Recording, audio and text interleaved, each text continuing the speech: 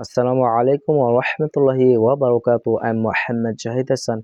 I'm an English language teacher. Right now, I'm going to talk about a word, and the word is agent. It's a noun. The spelling of this word is Agent. Agent. The meaning of this word is protinidhi. Okay, right now I'm going to drill some sentences using this word. She got the work through an agent. A agent in Rome deals with all our Italian business. Soap is a cleansing agent. She's my agent. Our agent in New York deals with all your sales.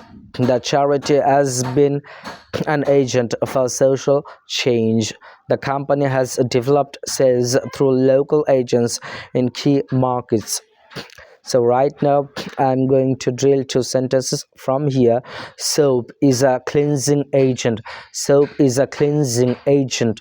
Soap is a cleansing agent.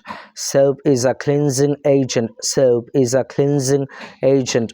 Soap is a cleansing agent. সাবান একটি পরিষ্কারক উপাদান. The charity has been an agent for social change. The charity has been an agent for social change. The charity has been an agent for social change. The charity has been an agent for social change. The charity has been an agent for social change. আবার এই